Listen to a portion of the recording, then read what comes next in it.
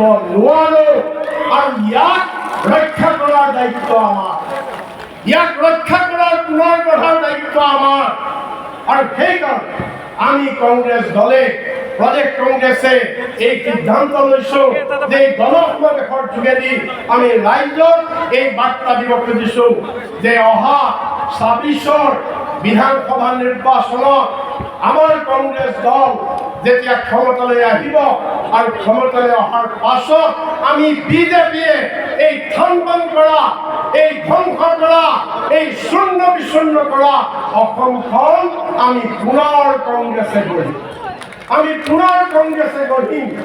আমি সেই সংকল্প ল'বলৈ আহিছোঁ। আজি আপোনালোকে জানে SR চলি আছে, এই স্পেচিয়েল ৰিভিজন চলি আছে। এই স্পেচিয়েল ৰিভিজন আপোনালোকে মনত পেলাওক, হিতেশ্বৰ শইকীয়াৰ কাৰ্যকাল মনত পেলাওক, কংগ্ৰেছৰ প্ৰয়াত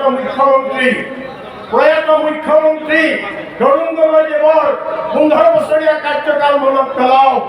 এনেকুৱা আমাৰ ভাৰতীয় নাগৰিকৰ ওপৰত, আমাৰ অসমীয়া মানুহৰ ওপৰত, আমাৰ থলুৱা খিলঞ্জীয়া মানুহৰ ওপৰত এনেকুৱা নিৰ্যাতন কোনোদিন হোৱা নাছিল।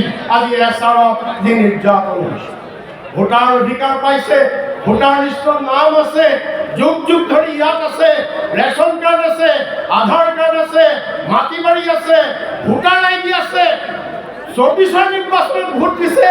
সেই মানুহক আজি এই বিজেপিয়ে কি কৰিছে?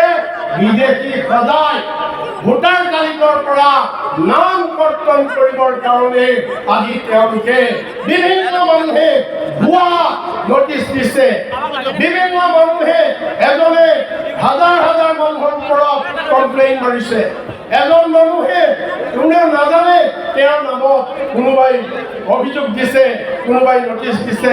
এই ধৰণে আমাৰ মানুহক আজি যি হাৰাশাস্তি কৰিছে, এই হাৰাশাস্তি কংগ্ৰেছৰ দিনত কোনোদিন হোৱা নাছিল, কংগ্ৰেছৰ দিনত এই অন্যায় কোনোদিন হোৱা নাছিল।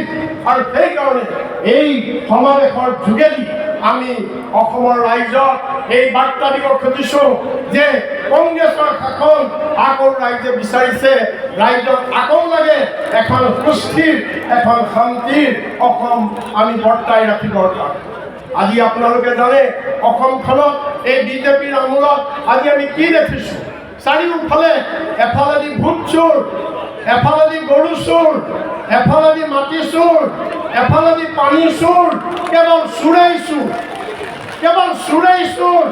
এই চোৰে চাৰিওফালৰ পৰা এই RSSৰ উদ্যোগত, বিজেপিৰ উদ্যোগত, নৰেন্দ্ৰ মোদীৰ উদ্যোগত, অমিত শ্বাহৰ উদ্যোগত, আদানী আম্বানীৰ উদ্যোগত, আজি অসমত পীযুষ হাজৰিকাৰ উদ্যোগত, জয়ন্ত মল্লৰ উদ্যোগত, হিমন্ত বিশ্ব শৰ্মাৰ উদ্যোগত আজি চাৰিওফালে আমাৰ পাকঘৰত চুৰি হৈছে, আমাৰ বৰঘৰত চুৰি হৈছে, আমাৰ অসমৰ সম্পদ চুৰি হৈছে। চিণ্ডিকেটে আমাৰ অসমৰ সম্পদ শেষ কৰি লৈ গৈছে। আজি চাৰিওফালে আপোনালোকে দেখিছে এই ভোট চোৰ, আমাৰ গণতান্ত্ৰিক অধিকাৰ, সংবিধানে দিয়া আমাৰ ভোটৰ অধিকাৰ, এই ভোটৰ অধিকাৰো তেওঁলোকে কাঢ়ি নিব বিচাৰিছে, এই ভোটৰ অধিকাৰো তেওঁলোকে চুৰ কৰিছে। গতিকে আজি গণতন্ত্ৰ বিপদাপন্ন, আজি সংবিধান বিপদাপন্ন, আজি ধৰ্ম নিৰপেক্ষ বিপদাপন্ন। গতিকে ইয়াৰ পৰা পৰিত্ৰাণ পাবলৈ আজি আমাৰ হাতত কোনো বিকল্প নাই, অসমবাসীৰ হাতত কোনো বিকল্প নাই। একমাত্ৰ বিকল্প হৈছে এই ভাৰতীয় জাতীয় কংগ্ৰেছ, এই ভাৰতীয় জাতীয় কংগ্ৰেছ। মই সেইকাৰণে আপোনালোকক সকলোকে এই দেশখন ৰক্ষা কৰিবলৈ, ঘৰখন ৰক্ষা কৰিবলৈ আজি ইয়াৰ পৰা সকলো ঘূৰি যোৱাৰ পিছত অহা কালিৰ পৰা সকলো ৰণত নামি পৰে। সময় আমাৰ বৰ কম। আমি পোৱা খবৰ মতে বহাগ বিহুৰ আগে আগেই নিৰ্বাচন সম্পন্ন হ'ব, সময় বৰ কম। গতিকে আপোনালোকে এই দেশখন, এই অসমখন, অসমীয়া জাতি, অসমবাসী বচাবলৈ হ'লে বিজেপিক যিকোনো প্ৰকাৰে আমি এইবাৰ উৎখাত কৰিবই লাগিব। আৰু সেই উৎখাত কৰিবলৈ হ'লে আমি সকলোৱে হাত উজান দিব লাগিব, সকলোৱে কাম কৰিব লাগিব। মই তাৰ কাৰণে আপোনালোক সকলোকে মই অনুৰোধ কৰিছোঁ। আমাৰ সভাপতি যুৱ সভাপতি গৌৰৱ গগৈ নেতৃত্বত আজি অসমৰ ৰাইজে এটা আশাৰ পোহৰ দেখিছে।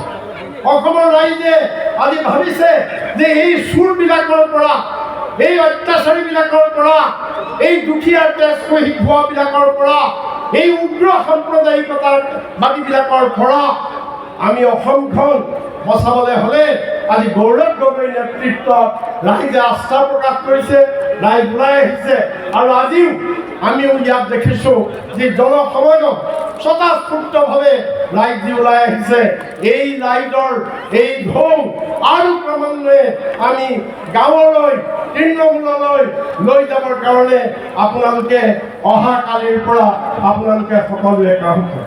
আমাৰ প্ৰদ্যুৎ বৰদলৈ বহি আছে, নিৰ্বাচনী ইস্তাহাৰ ওলাব। আজি আপোনালোকে ক'ব পাৰে যে বিজেপিয়ে অৰুণোদয় দি, উদ্যমিতা আঁচনিত 10,000 টকা দি আমাৰ মহিলাসকলক কিনি পেলাব খুজিছে, আমাৰ মহিলাসকলক কিনিছে। সেইসকল মহিলাৰ মাজলৈ আপোনালোক যাওক, তেওঁলোকক বুজাওক যে বিজেপিয়ে যি দিছে তাতকৈ 10 গুণ, তাতকৈ 20 গুণ ভাল আঁচনি, কাৰ্যক্ষম আঁচনি, উন্নতশীল আঁচনি, উৎপাদনমুখী আঁচনি, স্বনিৰ্ভৰশীল আঁচনি আমাৰ কংগ্ৰেছ দলে দিব, কংগ্ৰেছ চৰকাৰে দিব। আগতেও দিছিল আৰু এতিয়াও দিব। গতিকে মই এই কথাখিনি আপোনালোক সকলোকে মই আমাৰ গাঁৱৰ ঘৰে ঘৰে, তৃণমূলৰ ৰাইজৰ ঘৰে ঘৰে মই লৈ যাবৰ কাৰণে আপোনালোক সকলোকে মই আহ্বান জনাইছোঁ। মই আৰু দীঘলীয়া নকৰোঁ, মোৰ কথা এইখিনি ক'লোঁ। লাষ্টত এছআৰ সম্পৰ্কত মাত্ৰ দুটা কথা কৈ মই শেষ কৰিলোঁ। এটা হৈছে যিবিলাক মানুহক নটিচ দিছে, ভুৱা নটিচ দিছে, আপোনালোকে সকলো মানুহক নিৰ্ভয় দিয়ক। আৰু নিৰ্ভয় দি এইকেইদিন যি বাকী আছে, 2 ফেব্ৰুৱাৰীলৈকে হিয়াৰিং হ'ব। হিয়াৰিঙত সকলো আমাৰ এপিয়াৰ হ'ব লাগে, আমাৰ কাগজ পত্ৰ দেখুৱাব লাগে।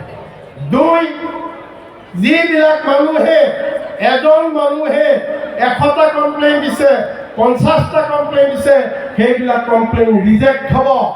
ইলেকশ্যন কমিশ্যনৰ আইনত নাই।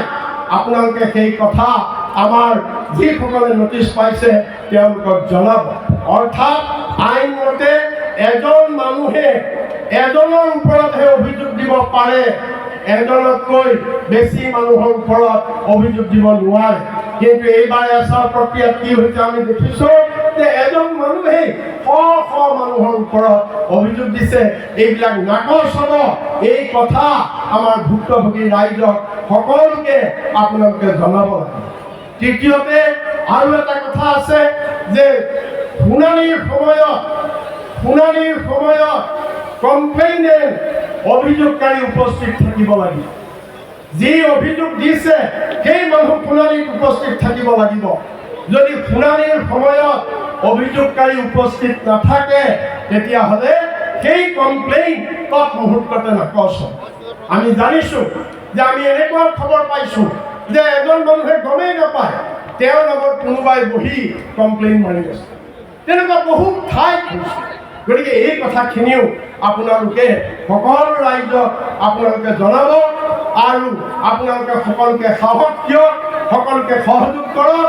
আমি পুনৰ গৌৰৱ গগৈ নেতৃত্বত আহক, আজি আমি সংকল্প লওঁ, বিজেপিয়ে ভাঙি নিয়া, থান বান কৰা অসমখন আমি কংগ্ৰেছৰ চৰকাৰ আনি গৌৰৱ গগৈ নেতৃত্বত পুনৰ আমি বৰ অসম গঢ়িম। এই সংকল্পৰে সকলোকে ধন্যবাদ জনাই মই সামৰিছোঁ। আৰু এতিয়া মই আমাৰ মহিলা কংগ্ৰেছৰ সভানেত্ৰী মীৰা বৰঠাকুৰ ডাঙৰীয়ানীক মই দুআষাৰ ক'বৰ কাৰণে মই অনুৰোধ জনাইছোঁ।